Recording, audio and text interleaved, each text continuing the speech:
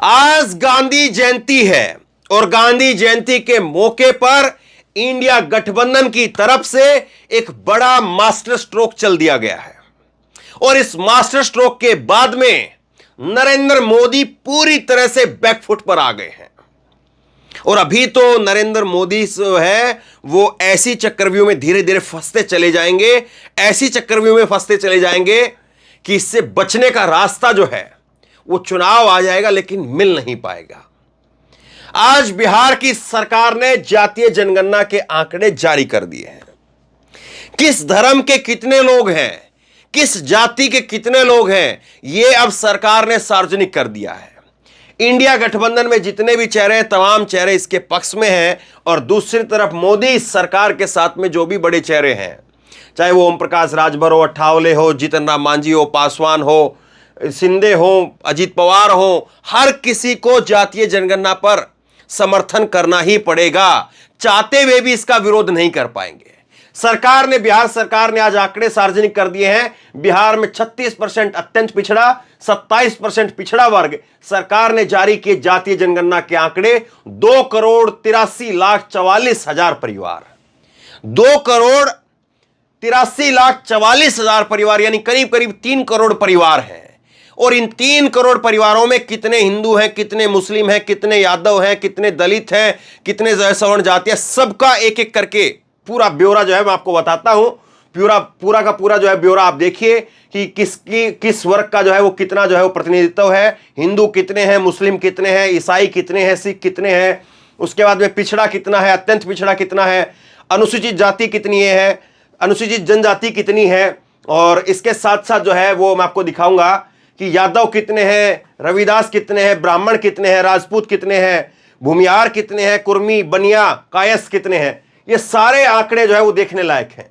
और इन सारे आंकड़ों के सामने आने के बाद अब सवाल ये उठेगा और उसमें नरेंद्र मोदी यहां पर फंसेंगे कि हिस्सेदारी तो साफ हो गई कि समाज के अंदर किसकी कितनी हिस्सेदारी है, ये तो पता चल गया, लेकिन भागीदारी कितनी है, इस सवाल के ऊपर नरेंद्र मोदी फंस जाएंगे।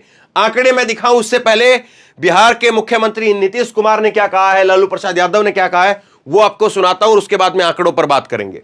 नीतीश कुमार ने कहा है कि आज गांधी जयंती के शुभ अवसर पर बिहार में कराई गई जातीय जनगणना के आंकड़े प्रकाशित कर दिए गए हैं। जातीय जनगणना के कार्य में लगी हुई पूरी टीम को बहुत बहुत बधाई हो। जातीय जनगणना के लिए सर्वसम्मति से विधानमंडल में प्रस्ताव पारित किया गया था। बिहार विधानसभा में 9 दलों की सहमति से निर्णय लिया गया था कि राज्य सरकार अपने संसाधनों से जातीय जनगणना कराएगी एवं दिनांक 2/6/2022 को मंत्रिपरिषद ने इसको स्वीकृति दी थी। इसके आधार पर राज्य सरकार ने अपने संसाधनों से जाति आधारित जनगणना कराई है। जाति आधारित जनगणना से न सिर्फ जातियों के बारे में पता चला है बल्कि सभी की आर्थिक स्थिति की जानकारी भी मिली है। इसी आधार पर सभी वर्गों के विकास एवं उत्थान के लिए अगेतर कार्रवाई की जाएगी। बिहार में कराई गई जातीय जनगणना को लेकर के शीघ्र ही बिहार विधानसभा के उन्हीं 9 दलों के बैठक बुलाई जाएगी और जाति आधारित जनगणना के परिणामों से उन्हें अवगत कराया जाएगा। अब यहां पर समझने वाली बात यह है, और जाति आधार जनगणना का जो पूरा मसला है इसमें बीजेपी जो है विरोध नहीं कर पाई थी। बिहार में बीजेपी विपक्ष में है, लेकिन बीजेपी को भी आखिरकार बीजेपी को भी विधानसभा के अंदर इसका समर्थन करना पड़ा था। इसीलिए यहां पर 9 दल लिखे हुए हैं। 9 दल में जो है वो ये जो है आप आरजेडी, जेडीयू, कांग्रेस, हम पार्टी और बीजेपी और जितने भी और छोटे दल हैं बाकी, वहां पर पासवान की पार्टी, सब के सब जो है वहां पर इसके समर्थन में ही रहे थे ये 9 दल। तो ये है मसला साहब। बीजेपी के ऊपर अब दबाव बढ़ जाएगा कि उत्तर प्रदेश में योगी आदित्यनाथ की सरकार है, पूर्ण बहुमत की सरकार है, वहां पर अखिलेश यादव डंका पीट रहे हैं। अखिलेश यादव कह रहे हैं कि हम जातीय जनगणना के लिए तैयार हैं, आप लेकर के आइए। और जब ये करवा सकते तो वो क्यों नहीं करवा सकते हैं? अब उनको लाना पड़ेगा, और लाना पड़ेगा तो बताना पड़ेगा, और बताना पड़ेगा तो फिर भागीदारी भी दिखानी पड़ेगी। आगे देखिए लालू प्रसाद यादव ने क्या कहा है। आज गांधी जयंती पर हम सभी इस ऐतिहासिक क्षण के साक्षी बने हैं।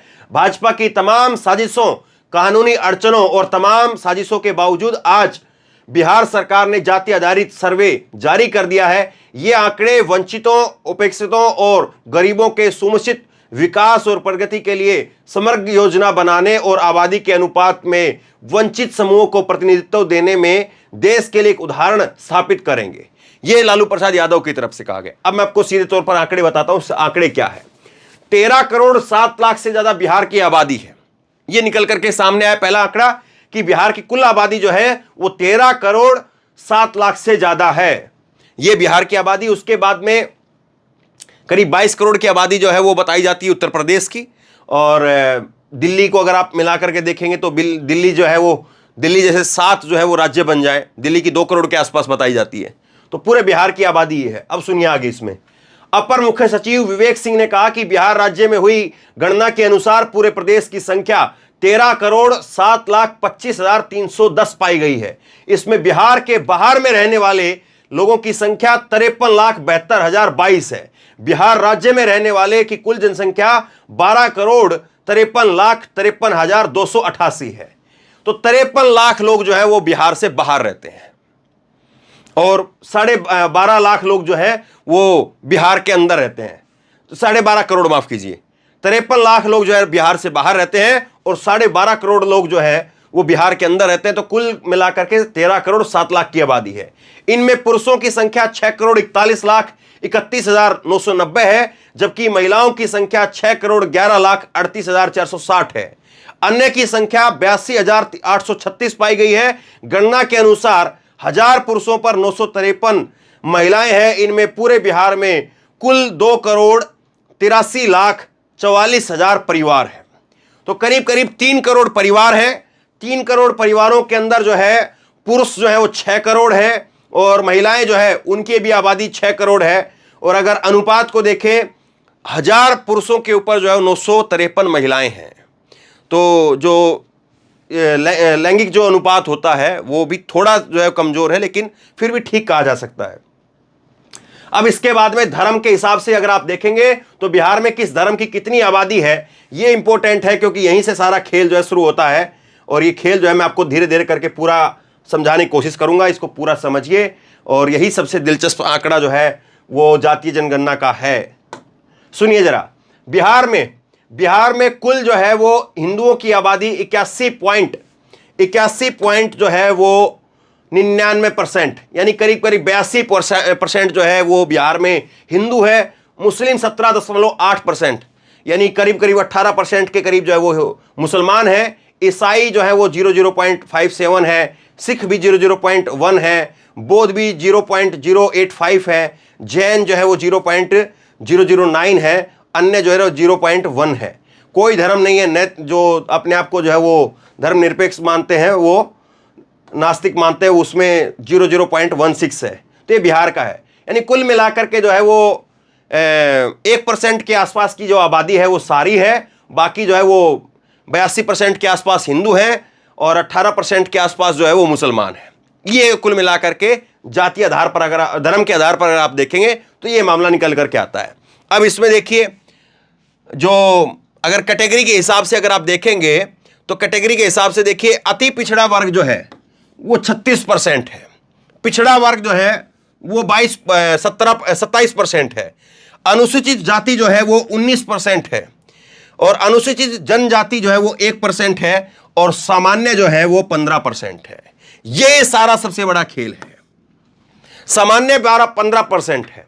मतलब कि जो 15 और 85 का जो नारा बार बार दिया जाता था कि 85% हमारी हिस्सेदारी है, ये नारा जो है वो जो बहुजनों की तरफ से जो बार बार दिया जाता था, वो अब साफ तौर पर यहां पर सरकारी रिकॉर्ड में जो है वो सरकारी जनगणना के अंदर साफ हो गया है कि 85% की जो है वो हिस्सेदारी है, भागीदारी है। अब हिस्सेदारी इसमें कितनी है, सवाल ये रहेगा कि समाज में जो है वो हिस्सेदारी तो इतनी है कि 85% लोग जो है समाज का हिस्सा कौन है, वो ये लोग हैं। और इनका सिस्टम में कितना हिस्सा है, सिस्टम में जो है इनकी कितनी भागीदारी है, सिस्टम में कितने लोग हैं, वो देखना होगा। वहां पर बड़ा सवाल खड़ा होगा। सामान्य जो है वो 15% है। अब इसके बाद में जातियों के हिसाब से देखेंगे तो जातियों के हिसाब से देखिए कि कितने लोग जो है कौन कौन है। यहां पर अगर आप देखेंगे तो बिहार में सबसे ज्यादा जो है वो यादव तबका है, 14.26% यादव है। रविदास जो है 5% है, कोयरी 4% है, ब्राह्मण 3.5% है, राजपूत भी 3.5% के आसपास, मुसर जो है वो 3% है, भूमियार करीब करीब 3% है, कुर्मी भी 2.8% यानी 3% के आसपास मानिए, मल्लाह जो है वो 2.5% है, बनिया 2.5% से भी कम है, और कायस्थ जो है वो 0.06% है। तो ये पूरा जो है वो लेखा जोखा है। यानी इसमें अगर आप देखेंगे तो 85-15 ये जो है वो गणित है कि सामान्य जो है अगर आप देखेंगे तो सामान्य में आपको जो है 15% जो है वो दिखाएगा, और 85% जो है वो आपको जो है वो पिछड़ा, अति पिछड़ा, अनुसूचित जनजाति, जाति, वो तमाम लोग जो है वो आपको 85% में दिखेंगे। तो ये सारे आंकड़े हैं। अब इसके बाद में आप देखेंगे तो ये जातीय जनगणना जब हुई है तो इसमें जो है वो किसकी कितनी हिस्सेदारी है वो भी ये हुआ कितने समय में है वो भी मैं आपको बताता हूं। पहला फेज जो इसका हुआ वो 7 जनवरी से गणना का पहला चरण शुरू हुआ। इस चरण में मकानों की सूचीकरण, मकानों को गिना, और यह चरण जो है वो 21 जनवरी 2023 को जो है वो पूरा कर लिया गया। दूसरा चरण 15 अप्रैल से शुरू हुआ और 15 मई को जो है पूरा हो जाना था। लोगों से डेटा जो है जुटाए गए। दूसरे चरण में परिवारों की संख्या और उनके रहन सहन और आदि के आंकड़े जो है जुटाए गए। ये जो है वो जातीय जनगणना के अंदर जो चीज़ें निकल करके आई है। इसमें एक चीज़ मैं आपको और बताता हूँ थोड़ा सा डिटेल में कि किस तरह से चीज़ें हैं, वो थोड़ा डिटेल में आप जो है मैं और इसके जो आंकड़े हैं वो भी आपके सामने रखूँगा, वो भी देखिए आप, तो तस्वीर थोड़ी सी और साफ हो पाएगी। क्योंकि इसके अंदर जो अभी जो दिया है इसमें रविदास के अंदर ही जो है ये 5% में, रविदास में ही मोची, चमार और रविदास इसी में 5% में जो है ये दिखाया है। और इसके बाद में जो है वो बाकी तकरीबन सेम है, बाकी तकरीबन सेम है। और ये भी साफ है कि 82% जो है वो हिंदू है। मैंने आपको पहले ही बताया 82% हिंदू हैं, और 17% के 17.8 यानी कि 17.7 यानी कि 18 पॉइंट के आसपास जो है वो मुसलमान है। तो ये जातीय जनगणना जो है वो निकल करके सामने आ चुकी है। और जातीय जनगणना निकल करके सामने आने के बाद में अब बीजेपी के लिए जो बड़ी मुसीबत खड़ी हो गई है वो ये है कि बीजेपी अब इससे कैसे निपटेगी। बीजेपी के लिए अब बड़ी मुसीबत यही है कि अब ये आंकड़े तो निकल करके सामने आ गए हैं। अब इन आंकड़ों के निकल करके सामने आने के बाद में अब बीजेपी इसको कैसे काउंटर करेगी, क्योंकि अब जो है जो मांग उठेगी, जो डिमांड उठेगी वो लगातार यहां पर उठ रही है। ये यहां पर उठ रही है कि आपको बिहार, आपको यूपी में भी करानी पड़ेगी, यूपी के साथ साथ जो है वो और बाकी के राज्यों के अंदर जो है वो भी इसकी डिमांड उठेगी, वहां पर भी आपको कराना पड़ेगा। और यूपी और बिहार में भी अगर सामने आ गया तो फिर पूरे देश में जो है इसका एक तरह से जो है वो धीरे धीरे जो है फिर पूरी जो लोगों के अंदर इसको लेकर के चीज़ें निकल करके सामने आने लग जाएंगी कि और जगह पर भी जो है डिमांड होने लग जाएगी। लेकिन सवाल अब एक और है, सवाल अब ये है कि मोदी जी इसका काउंटर कैसे करेंगे, क्योंकि इससे पहले जो है वो मोदी सरकार के गले में घंटी बांधी हुई है कि महिलाओं को अब 33% आरक्षण क्यों नहीं दे रहे हैं। ओबीसी का जो 33% आरक्षण दिया गया है उसमें ओबीसी का आरक्षण दीजिए आप। तो पहले से एक घंटी जो है मोदी जी के गले में बंधी हुई है। अब एक दूसरी घंटी और बांध दी जाएगी कि आप जातीय जनगणना कराइए, क्योंकि ये तो एक स्टेट लेवल पर हुई है, सेंटर के लेवल पर, और अभी जो जनगणना होनी है उसके अंदर भी इसको डिमांड को रखा जाए कि भाई जातीय जनगणना करवाई जाएगी। और इससे पहले चाहे वो यूपी हो और तमाम अलग अलग जगह पर जो विधानसभाएं हों उसमें जो है वो मांग अब लगातार उठेगी। मोदी सरकार इसका काउंटर कैसे करेगी, क्योंकि अब केवल जो है वो इतना बात नहीं है कि आप जो है वो यहाँ पर बता देंगे कि यहाँ फलां जातियाँ इतनी है, फलां धर्म इतने हैं, फलां ये इतने हैं। उसके बाद जो सवाल है वो भागीदारी का है। और देखिए ये गलत भी नहीं है, देश में अगर पता ही नहीं चलेगा कि कौन कितना है तो फिर कैसे जो है उनके ये तय किया जाएगा कि भाई किसकी कितनी हिस्सेदारी हो, किसकी कितनी भागीदारी हो, ये तय कैसे किया जाएगा। आप पहले चीज़ों को तय करेंगे कि हाँ इन लोगों का इतना जो है वो भागीदारी हिस्सेदारी है तो उनको भागीदारी दी जाए। इसमें बुराई क्या है, इसका मोदी सरकार विरोध कैसे कर पाएगी। तो अब धीरे धीरे देखिए 2024 के पहले किस तरह से नरेंद्र मोदी को जो है वो उन्हीं की पिच पर जो है वो घेरने का काम चल रहा है। और नरेंद्र मोदी और भाजपा जो कहती है कि ओबीसी पीएम बनाया है, तो ओबीसी पीएम को भला दिक्कत कहां पर है? ओबीसी पीएम को तो फायदा ही फायदा है। ओबीसी पीएम घोषणा क्यों नहीं करते? ओबीसी पीएम करवाए, जहां पर उनकी डबल इंजन की सरकारें हैं वहां पर करवाए, और सेंट्रल लेवल पर खुद करवाए। पता चल जाएगा ना साहब कि किसकी कितनी हिस्सेदारी है, किसकी कितनी भागीदारी है, बताइए जरा। तो एक बड़ा मास्टर स्ट्रोक है गांधी जयंती के ऊपर जो है वो इंडिया गठबंधन की तरफ से खेल दिया गया है। इसमें एक छोटी सी बात मैं आपको और बता देता हूं। इस जातीय जनगणना को लेकर के जो सबसे बड़ा पेच था वो कांग्रेस पार्टी की तरफ से था कि कांग्रेस पार्टी ने अभी तक जातीय जनगणना क्यों नहीं कराई। कांग्रेस पार्टी भाई सबसे ज्यादा सत्ता में रही तो वो कराना चाहती थी, करा सकती थी। लेकिन उसको लेकर के राहुल गांधी साफ तौर पर स्वीकार कर चुके हैं कि हमने ये जातीय जनगणना नहीं कराई। तो और जो आंकड़े नहीं दिए या ओबीसी को लेकर के जब उनसे सवाल पूछा, हालांकि मैं आपको एक चीज इसमें ये साफ कर दूं कि कांग्रेस की तरफ से जो है वो जातीय जनगणना कराई गई थी, लेकिन उसके आंकड़े जब सार्वजनिक करने की बात आई थी उससे पहले सरकार बदल गई थी। तो राहुल गांधी बार बार ये कहते हैं कि ये जो जातीय जनगणना जो है वो सरकार को उसके आंकड़े सामने रख देने चाहिए। अगर सरकार सामने नहीं रखती है तो हम जो है उसके आंकड़े सामने रख देंगे।